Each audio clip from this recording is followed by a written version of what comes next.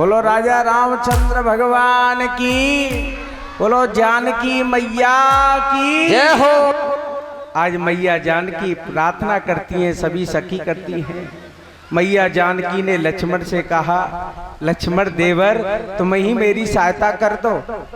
लक्ष्मण जी समझ गए। लक्ष्मण जी ने आज जानकी की तरफ हो गए। क्या कर रहे हैं लक्ष्मण जी महाराज? राम जी के चरणों में गिर पड़ते हैं। अब राम जी लक्ष्मण को उठाने लगे, तब मैया ने उनके गले में माला पहना दी। आज उनकी सुंदर जोड़ी बन जाती है। उनको जानकी और राम की सुंदर जोड़ी बनी है। तो ये कथा क्या कहती है, थोड़ा विचार कर लो। राम जानकी जोड़ी का प्रादुर्भाव कब हुआ? उनके ऊपर भी, ब्रह्म के ऊपर एक संत ने कृपा की। कौन? विश्वामित्र महाराज ने। विश्वामित्र के कहने पर, विश्वामित्र की कृपा से आज राम और जानकी का विवाह हुआ। तो इस क्षेत्र में भी एक विश्वामित्र जी महाराज विराजमान है, पर हम तुम पहचान नहीं पा रहे हैं। विश्वामित्र हर जगह रहते हैं, पर लोग पहचान नहीं पाते हैं। हमारे पास भी विश्वामित्र बच्चा बाबा महाराज बैठे हैं, इस यज्ञशाला में आए हुए हैं। उनका सुंदर दर्शन करो, आशीर्वाद लो, उनकी कृपा से सारे काम यज्ञ सफल हो जाएंगे। बोलो भक्त वत्सल भगवान की जय हो। बोलो कृष्ण कन्हैया लाल की जय हो। बोलो बच्चा बाबा की जय हो।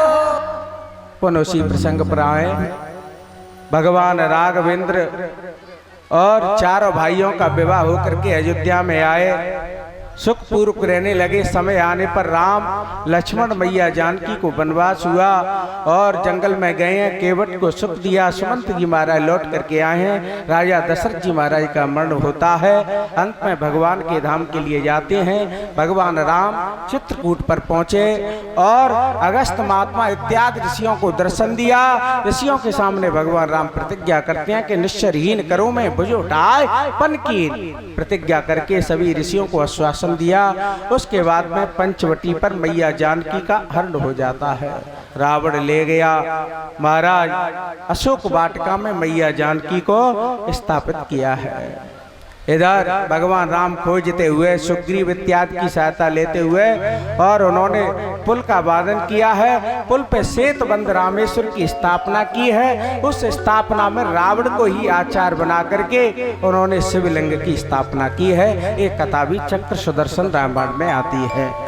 पुनः उसके बाद में महाराज भगवान राम ने राम रावण का युद्ध हुआ। उसमें मेघनाथ कुंभकर्ण सभी वीरों का वध हो गया। अंत में रावण का वध किया। विभीषण को राज्य अभिषेक करते हुए मैया जानकी और वानरों को लेकर के अयोध्या नगरी में आती है। बोलो भक्त वत्सल भगवान की, बोलिए कृष्ण कन्हैया लाल की जय हो। भगवान राम ने आकर के अयोध्या में गुरु वशिष्ठ महाराज ने उनका तिलक किया और 11,000 वर्ष तक उन्होंने अयोध्या में राज्य किया है। उनके चारों भाइयों के 2-2 पुत्र हुए। कुश ने कुश स्थली बसाई, लव ने लाहौर बजाई। कुश स्थली कहते हैं उज्जैन को, लाहौर है वो पाकिस्तान में पहुंच गई है। अयोध्या का राज हनुमान जी महाराज को दे दिया और जो शत्रुघ्न इत्यादि जो पुत्र हैं, किसी को मथुरा का राजा बना दिया, किसी को कुछ, पर अयोध्या का राजा केवल हनुमान जी को बनाया, जो हनुमान टेकरी पे आज भी हनुमान जी स्थापित हैं। बोलो हनुमान जी महाराज की जय। बोलो भक्त वत्सल भगवान की जय। इस संक्षेप में आपके समक्ष हमने रामचरितमानस का वर्णन किया। अब इसके बाद में चंद्रवंश में भगवान कृष्ण कैसे अवतीर्ण हुए, राजा परीक्षित जी महाराज पूछ रहे हैं। बोलिए कृष्ण कन्हैया लाल की जय हो। क्योंकि चंद्रवंश की महिमा बहुत सुंदर है। ग्रंथकार कहते हैं महाराज उग्रसेन और देवक ये दोनों भाई हैं। उग्रसेन महाराज का विवाह हो गया और विवाह होकर के उनकी पत्नी एक दिन जंगल में चली गई। दुर्मल नाम के गंधर्व ने उग्रसेन का रूप धारण किया, मैया के साथ में सहवास किया। मैया को मालूम पड़ा कि मेरे साथ में धोखा हुआ। उसी समय श्राप देने के लिए तैयार हो गई। गंधर्व द्रुमल गंधर्व खड़ा हो गया। उसने कहा कि पहली बात तो यह है कि पतिव्रता जंगल में नहीं आती पति को छोड़कर, और पतिव्रता किसी को श्राप नहीं देती, पर मैं तुमको वरदान देता हूं कि तुम्हारी कुच्छा से जो बालक पैदा होगा तीनों लोक का विजेता बन जाएगा।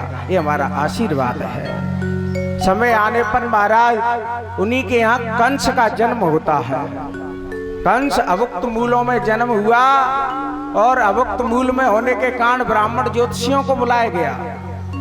ज्योतिषियों ने कह दिया कि अभुक्त मूल में जन्म है, जहां जो बालक रहेगा वहां उसका पिता नहीं रह सकता, इसलिए उसको पिटारी में बंद करके बहा दिया, और वो बटेश्वर के पास सौरीपुर में आता है। वसुदेव जी के पिता सूरसेन जो महाराज स्नान करने के लिए आते हैं, वो उन्होंने उस पिटारी को देखा, उसमें बालक है, उस बालक को लेकर के अपनी नगरी में आए। वसुदेव जी और कंस की वहां मित्रता हो जाती है। दोनों बालकों का लालन पोषण किया। समय महाराज नजदीक आया। कंस ने घोर तपस्या भगवान शंकर की और मैया की आराधना की। इधर नारद जी महाराज को मालूम पड़ा। नारद जी ने कहा, कंस तू दूसरे के टुकड़ों पर यहाँ पल रहा है, तेरे पिताजी ने तुझे ही एक मंदुषा में बहा दिया है। कंस को मालूम पड़ गया। अब कंस बड़ा होकर के सीधी मथुरा नगरी पे महाराज जा रहा है, पर उसने सोचा कि मैं मथुरा नगरी को बाद में देखूंगा, पहले और जगह दिग्विजय कर लेता हूँ। तो महाराज मगध देश में पहुंचा। वहां का राजा जरासंध है। जरासंध के पास अस्थि प्राप्ति 2 नाम की कन्या है। कुबलिया पीड़ है, केसी है, धैनकासुर है, बकासुर, अनेक पहलवान दिग्गज है। और कुबलिया पीड़ हाथी में 10,000 हाथियों का बल है। वही महाराज पूतना रहती है जरासंध के यहाँ। अब जरासंध ने कुबलिया पीड़ हाथी की सूंड को फिराया, इतना दे फेंका कि महाराज कई किलोमीटर दूर गिरा। उसी समय जरासंध प्रसन्न हो गया। अस्थि और प्राप्ति नाम की दोनों पुत्री का विवाह राजा कंस के साथ में कर दिया है। उनका विवाह हो गया, राजा कंस का विवाह हुआ, और कुबलिया पीड़ हाथी, धैनकासुर, अकासुर, बकासुर जरासंध ने दहेज में राजा कंस को दे दी है। अब पूरी सेना को लेकर के महाराज मथुरा नगरी में आया, जहां उनके पिताजी राज कर रहे थे। पिताजी को बंधन में बांध करके कारागार में डाल दिया, और स्वयं मथुरा नगरी का राजा बन गया। सिपाहियों कर्मचारियों से कह दिया कि इनको भोजन पानी नहीं दिया जाए, और इनको रोजाना कोड़े की मार लगाई जाए। इस प्रकार अन्याय की नीति कंस अपनाने लगा, और अपने मंत्रियों को सूचना दे दी कि जहां भी ब्राह्मण संत हो और यज्ञशाला हो, पीपल का वृक्ष हो, जामुन का वृक्ष हो, जहां फल लगते हो, आजीविका जिसका साधन हो, सबको तहस नहस कर दिया जाए। ऐसी राजा कंस की नीति है। मेरे यहाँ कोई अन्याय कर रहा हो, डकैती डालता हो, चोरी करता हो, उसका सहायता की जाए, और जो भगवान विष्णु का पूजन करता है उसको सीधा मार दिया जाए, या अपने धर्म को अपनाए तो उसे छोड़ देना। इस प्रकार के दुष्ट कंस के अत्याचार से मैया पृथ्वी व्याकुल होने लगी। मैया पृथ्वी व्याकुल होकर के भगवान नारायण के पास पहुंची। शास्त्र भी कहते हैं जहाँ अधर्म की हानि होती है, जहाँ धर्म नहीं होता है, वहाँ भगवान आते हैं। यदा यदा ये धर्मस्य ग्लानिर्भवति भारत, गीता का 4थे अध्याय का 7वां 8वां श्लोक है। यदा यदा ये धर्मस्य ग्लानिर्भवति भारत, अभ्युत्थानं धर्मस्य तदात्मानं सृजाम्यहम्, परित्राणाय साधूनां। जब जब संतों पर हानि होती है, जब जब ब्राह्मणों पर हानि होती है, तब गोविंद अवतार लेते हैं। इसी को गोस्वामी जी कह रहे हैं, जब जब जब जब जब होए धर्म की हानि,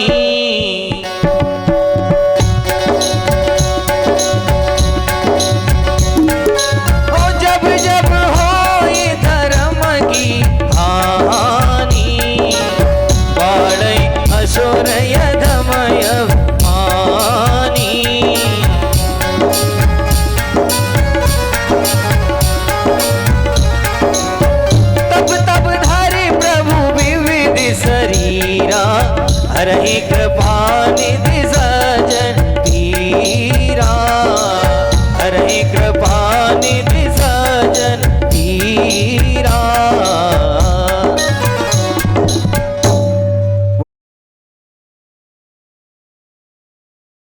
पृथ्वी गऊ का रूप लेकर के सभी देवता भगवान की शरण में पहुंचे। भगवान ने कहा, देवताओं चिंता की कोई बात नहीं है, सभी देवता जाकर के बंदर बन जाओ, कोई वृक्ष बन जाओ, सब जाकर के पहुंचो, मैं स्वयं आऊंगा, तुम्हारी रक्षा करूंगा। ऐसा भगवान ने आश्वासन दे दिया है।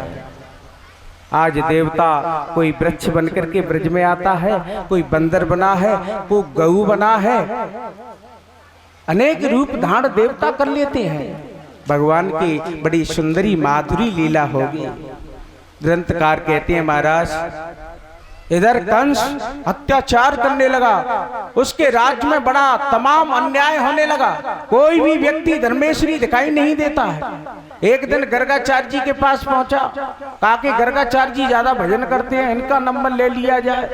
गर्गाचार्य जी को बुलाया गया, मंत्री अक्रूर जी महाराज लेकर के आए। उन्होंने कहा कि तुम ज्यादा धर्म का प्रतिपादन कर रहे हो। गर्गाचार्य जी ने कहा कि मैं वो संत नहीं हूं, भोजन भट्ट, मेरे पास ब्रह्मास्त्र है, अभी तुझे 1 सेकंड में नष्ट कर सकता हूं। अक्रूर के कहने पर राजा कंस डर गया कि ये गर्गाचार्य जी ब्रह्मास्त्र ब्रह्मदंड के जानने वाले हैं। तो कथा कहती है कि जो तपस्वी महात्मा था, तो राजा कंस न रावण उन ऋषियों के पास नहीं गया था, और जिनके पास कुछ नहीं था उनका उसने भक्षण कर लिया है, उनका भक्षण किया। पुनः उसी कथा पर आए, महाराज राजा कंस ने तमाम प्रकार की आज्ञा दे दी और सभी ऋषि मुनियों को सताने लगा। उसने नियम निकाल दिया कि कोई भी पशुपालन करे उसका दूध मेरे यहाँ आना चाहिए।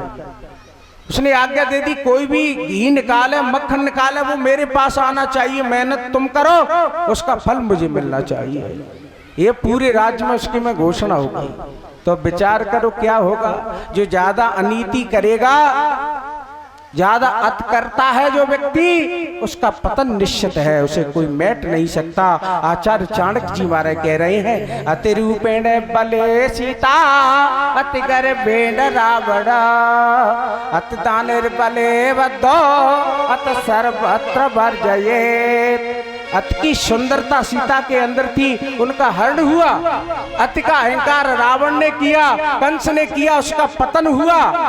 और अति का दान भी नहीं करना चाहिए। शास्त्रकार कहते हैं, अति का दान राजा बलि ने किया तो जीविका नष्ट हो गई थी। अत सर्वत्र वर्जित, अति हर चीज की वर्जित करनी चाहिए। जो व्यक्ति ज्यादा अन्याय करता है तो उसको ठुकराया जाएगा, उसका कभी कल्याण नहीं हो सकता। इसलिए जीवन में नीतिबद्ध रहना चाहिए, नियम का पालन करना चाहिए। किसी व्यक्ति को वाणी से भी कष्ट नहीं होना चाहिए। किसी व्यक्ति को किसी प्रकार का तन से, मन से, धन से किसी प्रकार को कष्ट मत पहुंचाओ, ये भक्त की पहचान है। हर जीव में परमात्मा को देखो, गोविंद को देखो, ये मेरे गोविंद की पहचान है। आज हमारा अत्याचार राजा कंस से पीड़ित सभी देवता हैं। समय आने पर महाराज क्या हुआ कि राजा कंस की जो चचेरी बहन है देवक, उसके 7 पुत्री हुई थी। हरिवंश महापुराण में वर्णन आता है कि वसुदेव जी महाराज के साथ में विवाह हुआ और वसुदेव जी के 14 पत्नी का वर्णन आता है हरिवंश महापुराण में। भागवत में केवल 7 पत्नियों का वर्णन मिलता है। 6 चचेरी भाइयों का विवाह हो गया। राजा कंस ने कहा कि एक देवकी रह गई है, इसका भी विवाह मैं वसुदेव जी मित्र के साथ में करूंगा। मारा अनेक रथ, दास दासी, हाथी घोड़े उसने दहेज में दिए और रथ पर आज सवारी से कह दिया, सारथी से कहा कि तुम रथ को नहीं हाकोगे, मैं अपनी बहन का स्वयं स्वागत करूंगा। अस्यात्वा अष्टमो गर्भो हंताम वयसी बुधा। उसी समय राजा कंस आज घोड़ों की लगाम पकड़ करके रथ को हाँकने लगा।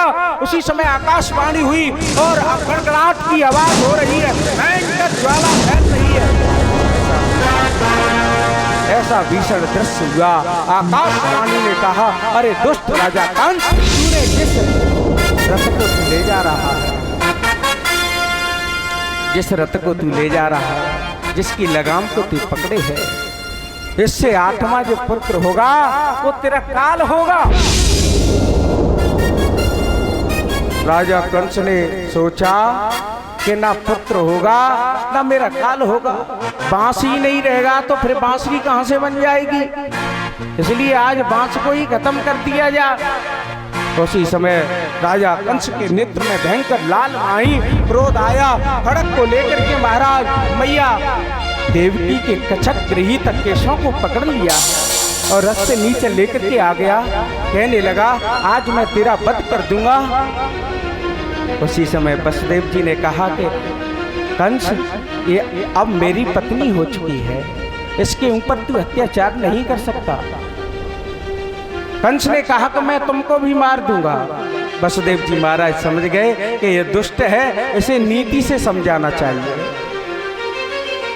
सामवेद की नीति से वसुदेव जी महाराज समझाने लगे, भैया एक बात बता कि जन्म इससे होगा, 8वां पुत्र होगा तो 8वां पुत्र को ले लेना, इसे बेचारी का क्या दोष है, इसे क्यों मार रहा। मृत्युर जन्म, जिसका जन्म हुआ, जन्म मृत्युर ध्रुवम, जिसका जन्म निश्चित है उसकी मृत्यु भी पहले से निश्चित हो जाती है।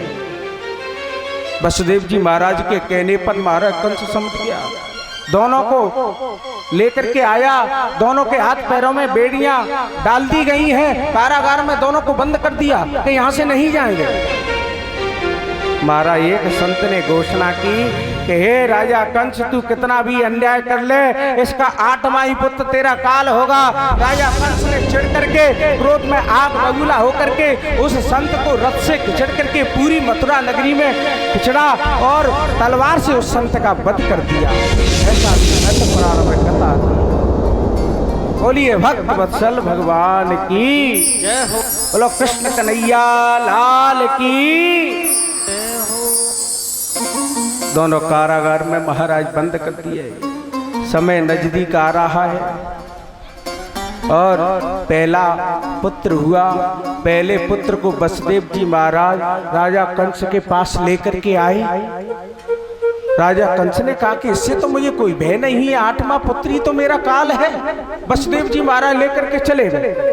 तब तक नारद जी महाराज का आगमन हो गया। नारद जी ने सोचा कि ये पाप नहीं करेगा तो भगवान अवतार ग्रहण नहीं करेंगे, इसलिए आज नारद जी महाराज आए सभा में। राजा कंस ने बड़ा स्वागत सत्कार किया। राजा कंस से पूछा कि हे राजा कंस तू ये बात बता, किस कॉलेज में तूने एडमिशन किया, किस विद्यालय में तूने विद्या का अध्ययन किया। राजा कंस ने कहा क्या बात है गुरुजी, कि तू अंक गणित जानता है क्या, जानता हूँ। बीज गणित जानता है क्या, जानता हूँ। रेखा गणित पढ़ा है तूने, कि रेखा गणित क्या होता है गुरुजी। अष्ट कमल बना दिया नारद जी ने। जिस कली से गिनते हैं उससे दूसरी वाली 8वीं हो जाती है, दूसरी को गिनते हैं पहली वाली 8वीं हो जाती है, तीसरी से गिनते हैं दूसरी वाली 8वीं बन जाती है, चौथी से गिनते हैं तो तीसरी वाली 8वीं हो जाती है। राजा कंस से कहा कि देवताओं की चाल को तू समझ नहीं पाएगा, न जाने किसको 8वीं बना दें। ऐसा नारद जी कहकर के तुरंत रफू चक्कर हो जाते हैं महाराज। कंस की समझ में आ गई कि देवताओं की वाणी विलक्षण है। दौड़ता हुआ ठोकर खाता हुआ कारागार में गया। उसने जाकर के पहले पुत्र को मारा लिया और जैसे ही पचने लगा उस बालक की गोविंदाय नमो नमः हो जाती है। कीर्तमंत्रम प्रथमजाहा, पहले पुत्र का नाम कीर्त मंत्र है। ऐसे दूसरे पुत्र का वध किया। कंस ने मारा 6 पुत्रों का वध कर दिया है। 7वें गर्भ में महाराज शेष भगवान आ रहे हैं। मैया देवकी के गर्भ में 7वें पुत्र आए। इधर योग माया के पास भगवान कृष्ण पहुंच गए। महामाया से प्रार्थना करने लगे, देवी तुम 7वें गर्भ को और जाकर के रोहिणी के गर्भ में स्थापित कर दो। रोहिणी भी वसुदेव जी की स्त्री है। मैया योग माया ने 7वां गर्भ रोहिणी के गर्भ में स्थापित कर दिया। इधर सूचना दे दी कि 7वां गर्भ नष्ट हो गया। राजा कंस कहने लगा अब तो मेरे भय से कांड ही, अब गर्भ नष्ट हो रहे हैं, कोई नहीं आएगा। समय नजदीक आया। इधर मैया ने भगवान ने मैया को बुलाया। मैया से कहा मैया तुम जाकर के ब्रज में नंद बाबा के यहाँ जन्म धारण कर लो। समय आने पर दुनिया के लोग तुमको कालिका कहेंगे, कोई भद्रकाली कहेगा, कोई उमा कहेगा, कोई चंडिका कहेगा, कोई विंध्यवासिनी कहेगा, अनेक नामों से आपकी पूजा होगी। और मैं जाकर के देवकी के यहाँ अवतार धारण करूंगा। भगवान ठाकुर जी महाराज मैया देवकी के गर्भ में आ रहे हैं। मैया जो भद्रकाली है और वो नंद बाबा के घर में पहुंचती है। समय नजदीक आया महाराज, भाद्रपद का महीना है, कृष्ण पक्ष है, अध रात्रि रोड़ी नक्षत्र, बुधवार दिन है। निशीते तमद्भूते जाहि माने जनार्दने, देवक्याम देव रूपन्याम विष्णु सर्वगुहासः। सुंदर पावन समय आ गया। पृथ्वी में हमारा उल्लास होने लगा और आकाश में मेघ बादल लेकर के प्रकट हो गए। गौओं के स्तनों से अपने आप दूध टपक रहा है और हमारे यज्ञशालाओं से अपने आप अग्नि प्रज्वलित होने लगी। ओह, वायुमंडल शुद्ध हो गया, शीतल मंद सुगंध हवा चल रही है, बादलों में होड़ पड़ गई। चंद्रमा कह रहा है कि सबसे पहले मैं दर्शन करूंगा। सूर्य भी सोच रहा है कि मैं कैसे जाऊं, पर मेरा समय नहीं है। इस प्रकार तारागण भी सोचते हैं कि मैं भगवान के दर्शन करूंगा। ऐसा सुंदर वातावरण आ गया है। ग्रंथकार कहते हैं महाराज, सुंदर समय आ रहा है। उस सुंदर समय में ठीक समय के समय महाराज भगवान का प्रागट्य होता है और भगवान सामने प्रकट हो गए, चतुर्भुज रूप लेकर के प्रकट हो गए। मैया ने कहा कि हम तो महाराज छोटे रूप में प्रार्थना की थी और तुम बड़े बन करके आ गए हो। भगवान ने कहा कि मैया सुन, मैं छोटा बालक बन जाऊंगा, तुम मुझे सूप में रख करके गोकुल में पहुंचा देना, वहां एक कन्या सो रही है, उसे लेकर के आ जाना। आज भगवान ने छोटा रूप धारण कर लिया। भगवान ने रुदन नहीं किया। यदि रुदन करते हैं तो राजा कंस को मालूम पड़ जाएगा। आज ठाकुर जी महाराज ने छोटा रूप धारण किया। मैया के बंधन खुल गए, वसुदेव महाराज के बंधन खुल गए। द्वारपाल जो सो रहे थे, महाराज जाग रहे थे, वो सो रहे हैं और दरवाजे अपने आप खुल गए हैं। सारे बंधन आज खुल जाते हैं। ठाकुर जी महाराज को लेकर के वसुदेव जी सूप में जा रहे हैं,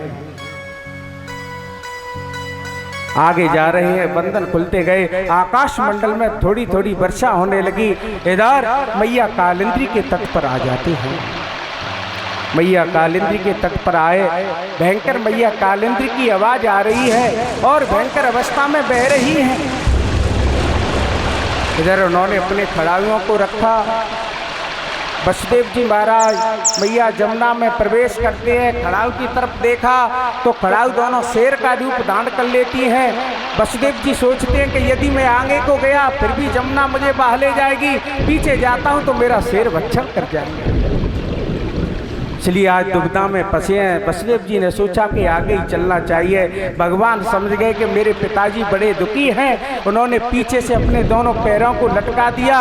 मैया कालिंदी ने उनका स्पर्श किया और तलवे तलवे का रूप धारण कर लेती है। भक्त वत्सल भगवान की, कृष्ण कन्हैया लाल की जय हो।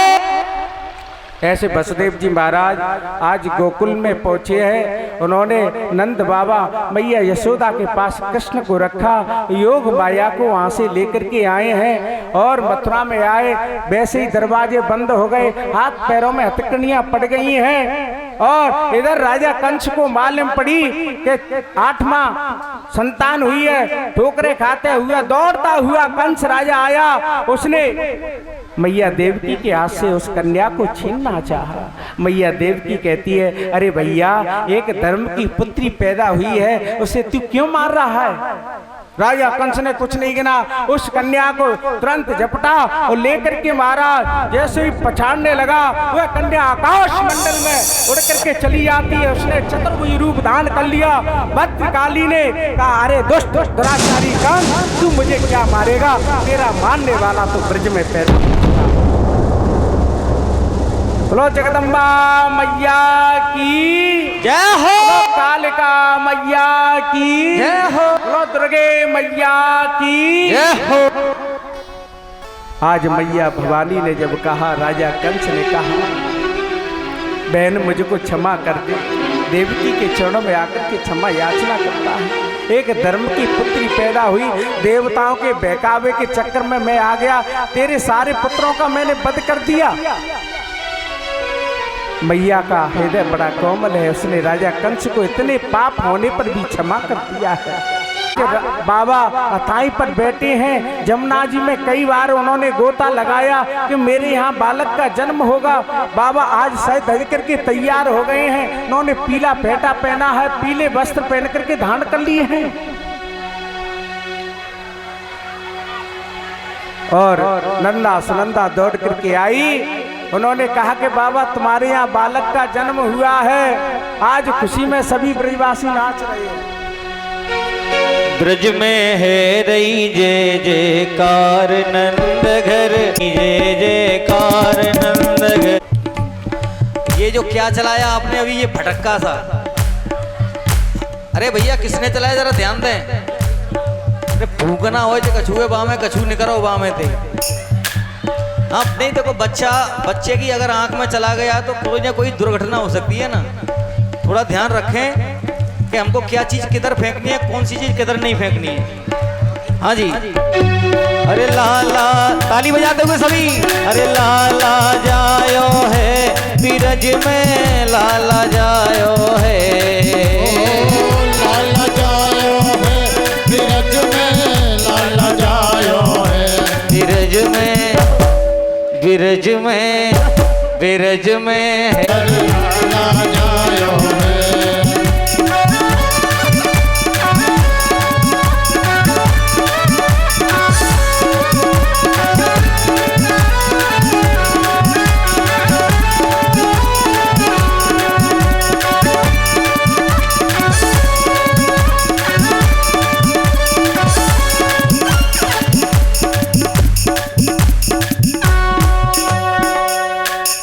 गोद में आयो लाल बधाई, दे देरी मैया तेरी, गोद में आयो लाल बधाई, दे देरी मैया बधाई मोए, दे देरी मैया, दे देरी मैया बधाई मोए, दे देरी मैया। झूले झूले पलना में लाल बधाई, दे देरी मैया।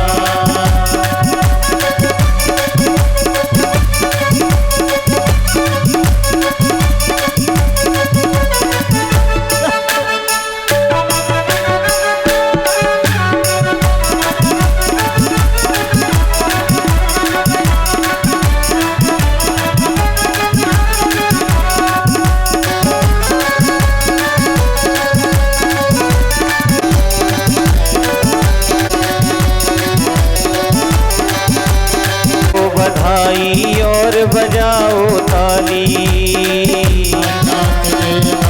बधाई और बजाओ ताली, नाच नाच के गाओ बधाई और बजाओ ताली, अरे नाच नाच के गाओ बधाई और बजाओ ताली। और कानन की बाली, दली और कानन की बाली, दे दे हमको तेरी पायल और कानन की बाली। झूले झूले के झूले के झूली मैया, झूले पलना में लाल बधाई, दे देरी मैया। दे देरी मैया बधाई मोए, दे देरी मैया, दे देरी मैया बधाई मोए, दे देरी मैया। के तेरी ओ तेरी गोद में आयो लाल बधाई, दे देरी मैया, तेरी गोद में आयो लाल बधाई, दे देरी मैया।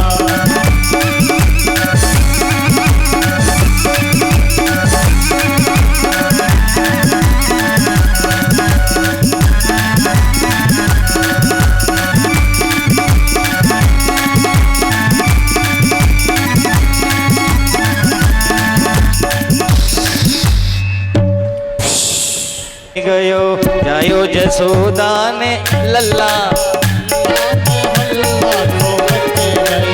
अल्लाह सो मची गयो गुल्ला सो हुई गयो अल्लाह सो मची गयो गुल्ला सो हुई गयो जायो जसोदा ने लल्ला मोहल्ला में हल्ला सो मच गयो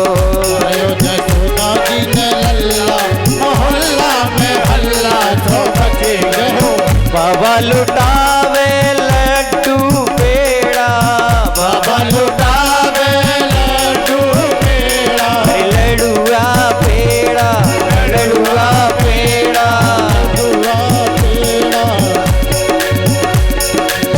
भैया लुटावे रसगुल्ला मोहल्ला में हल्ला सो मच गयो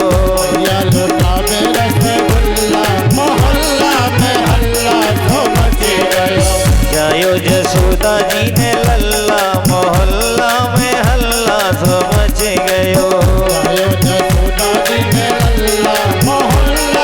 बोली नंद के लाल की नीचे दो नीचे मिस्री मावे का एक केक मंगाया है इसको चखेगा श्याम तू तू तू हम सब बोलेंगे हैप्पी बर्थडे टू यू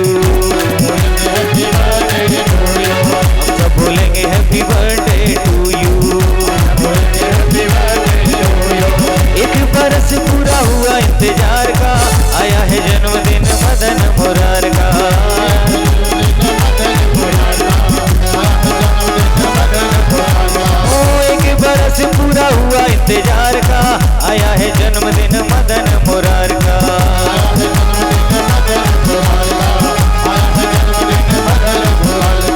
मानो की अष्टमी है मौसम बहार का अब ना हुआ है पूरा दिल बेकरार था अब तो मैं कैसे चुप रहूं हम सब बोलेंगे हैप्पी बर्थडे टू यू हम सब बोलेंगे हैप्पी बर्थडे टू यू हम सब बोलेंगे हैप्पी बर्थडे टू यू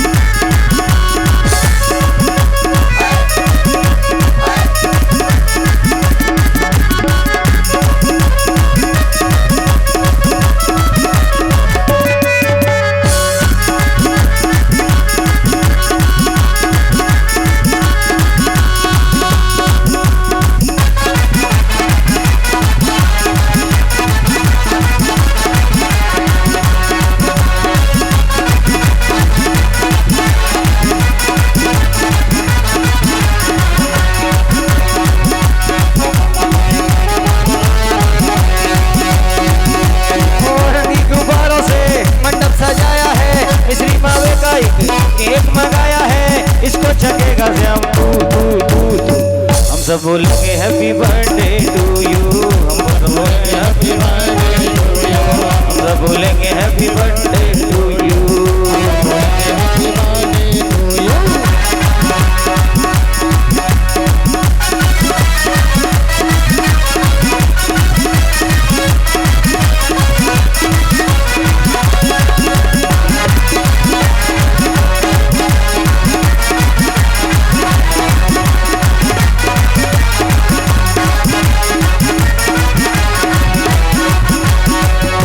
तुम्हारे लिए कुछ भी न लाए हैं दर्श करा तेरे न कहने आए हैं दर्श करा तेरे न कहने आए हैं तुम्हारे लिए कुछ भी न लाए हैं दर्श करा तेरे न कहने आए हैं दर्श करा तेरे न कहने आए हैं प्यारे हमारा है तू और सवरिया तुझको लग जाए मेरी उमरिया इसके सिवा क्या दो दो दो हम सब बोलेंगे हैप्पी बर्थडे टू यू हम सब बोलेंगे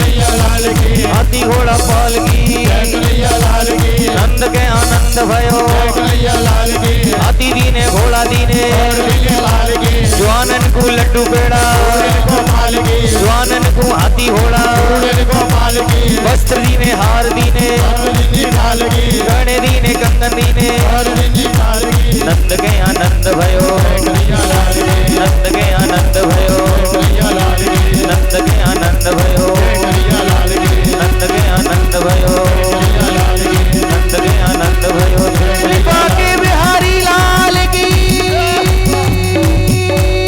जय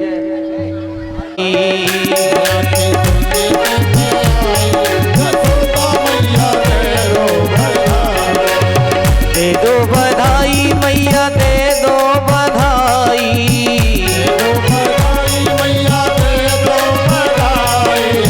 लाला की सुने के मैं आई जसोदा मैया दे दो बधाई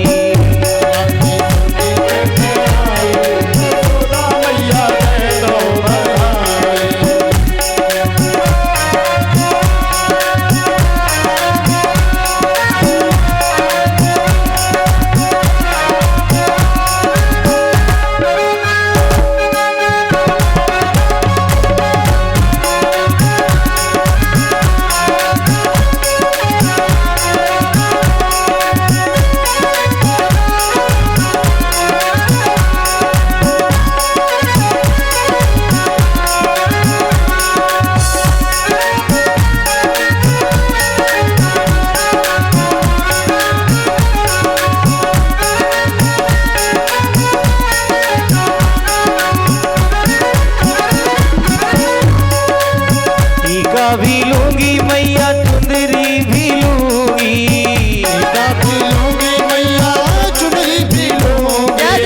टीका भी लूंगी मैया चुंदरी भी लूंगी चुंदरी भी लूंगी टीका भी लूंगी मैया चुंदरी भी लूंगी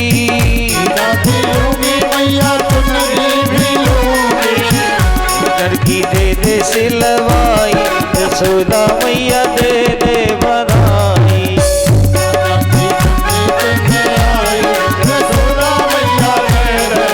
दे दे बधाई मैया दे दे बधाई दे दे लाला की सुने के मैं आई यशोदा मैया दे दे बधाई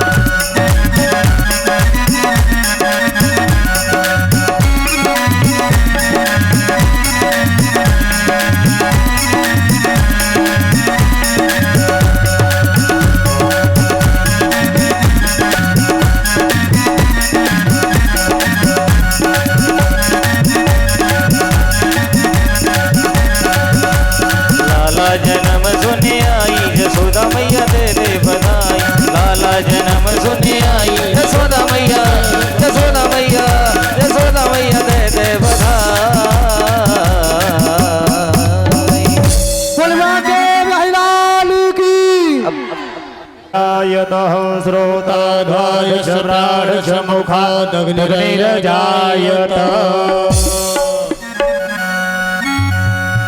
आरती बाल कृष्ण की जय, अपनो जन्म सफल कर लीजय। आरती बाल कृष्ण की जय, अपनो जन्म सफल कर लीजय। श्री जसोदा को परम दुलारो, बाबा की अखियन को तारो, गोपिन के प्राणन को है प्यारो, इन पर प्राण न्योछावर कीजे। आरती बाल कृष्ण की जय।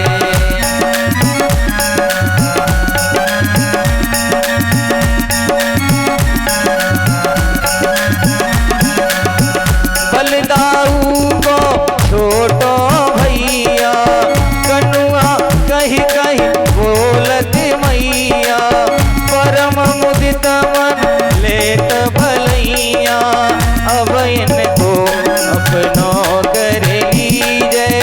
आरती बाल कृष्ण की जय।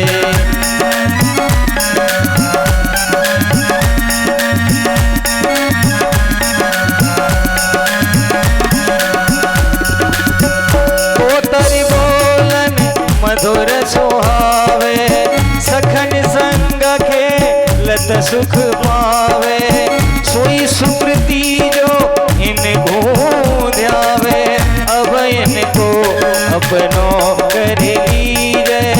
आरती बाल कृष्ण की जय।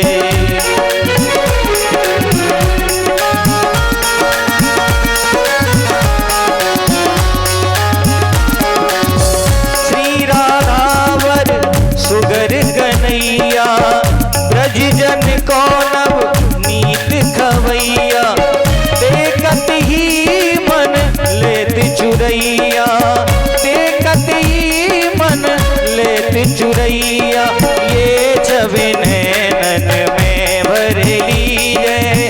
आरती बाल कृष्ण की जय।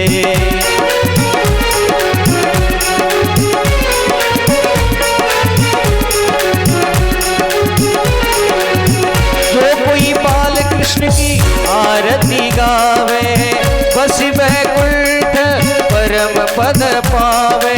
जो कोई बाल कृष्ण जी की आरती गावे, बस वैकुंठ परम पद पावे। जन्म सफल उसका हो जावे, पास सदा